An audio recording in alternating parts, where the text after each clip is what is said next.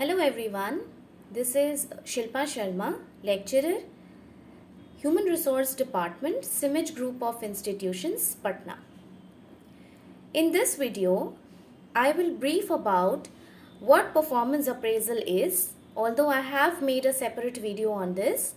But in this video, I am going to talk about the details of what are the objectives undertaken by performance appraisal, why is performance appraisal done, and why it has been a shift from the previously rating method, which was called just the merit rating. This performance appraisal was known as merit rating simply in the past, but now it has moved on to the concept of potential appraisal owing to its importance in contemporary business now.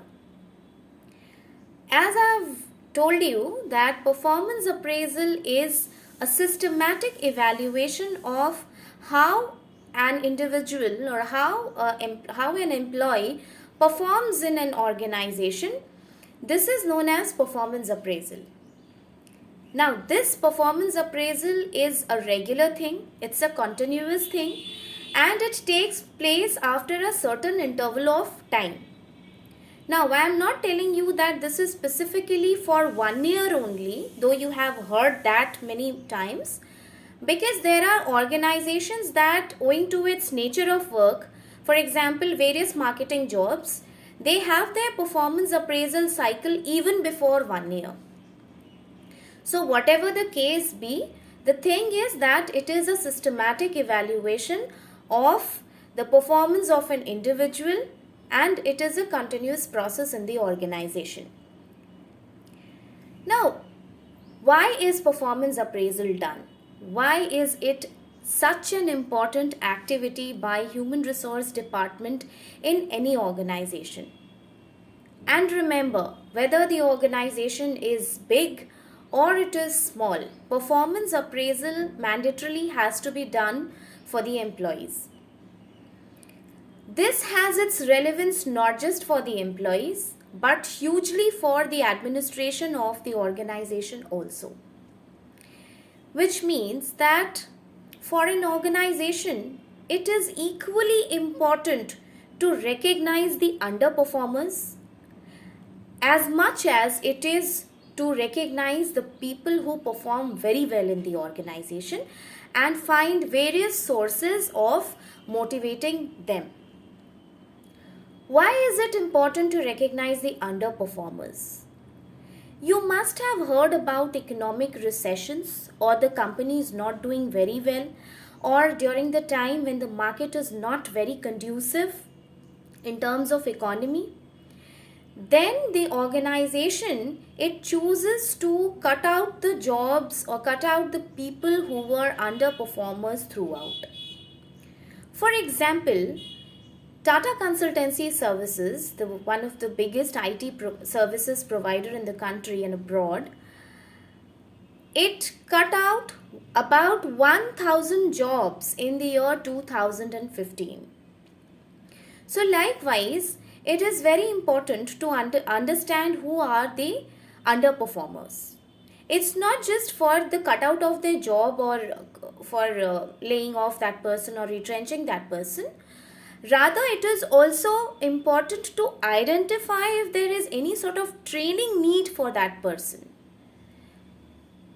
Training is a very comprehensive subject. I cannot explain you all in this one video. I'll make a separate video for that.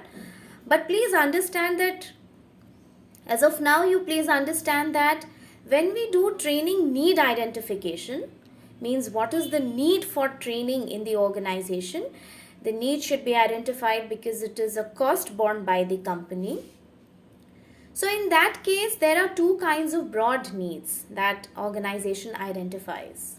One is that whether it is the individual need, whether the training should be provided to just one person, because he or she has some kind of problem which can be overcome by training and the productivity can be raised. And the organizational need, whether the organization needs people to be trained inside. So these underperformers in terms of training need identification, not just underperformers but rather the average performers also sometimes need training, which is identified by the process of performance appraisal. The various other reasons why performance appraisal is undertaken by the organization is wage and salary administration. Now, there are so many employees working in an organization.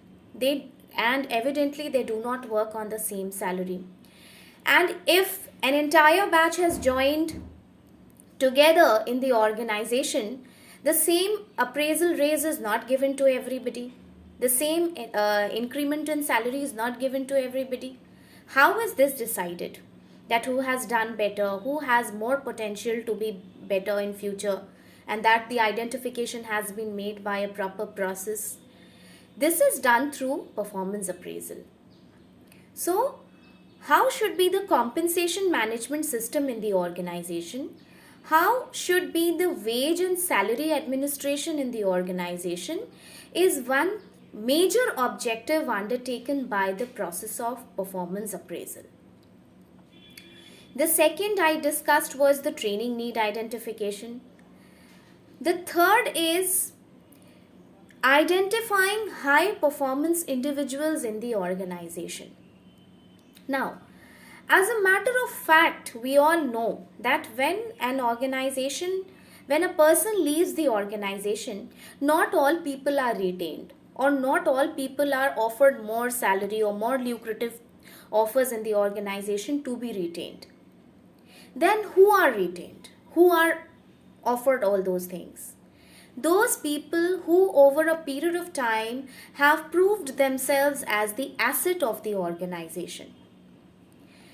Someone who has been thoroughly productive, someone who has the potential to add more and more productivity to the organization, is the person who is identified by the performance appraisal method and is often retained by the management. So, apart from the wage and salary administration, training need identification, and identifying high performance individuals is equally important for the organization. Since I told you that in the time of economic crisis, what happens is that the organization has no ways other than choosing downsizing, or rather to say right sizing the organization. In those times, the people who have been vulnerable in terms of their average performance or underperformance, they are the ones who are first to go. So this is also identified by performance appraisal method. Another thing that is done by performance appraisal is identifying the bonus needs, whom to be given bonus, and the incentive thing. You know that incentive is a kind of monetary motivation. So it's not just important to identify the types of employees in an organization, but to even keep motivating these people who are providing superior performance in the organization. And incentive, bonus, these things, rewards and recognitions, some of which are monetary and some of which are non-monetary, they continue to be a motivation factor for the people who are working in the organization. And that is why the business organizations also identify bonus need, incentive need, and various other rewards and recognition need in the organization. So I think I have discussed enough examples, enough objectives to make your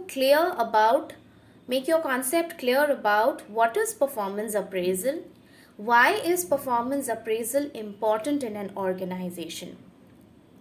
In a separate video that I'll be coming up later, I will discuss about the various methods in details which are used for performance appraisal method in the organization.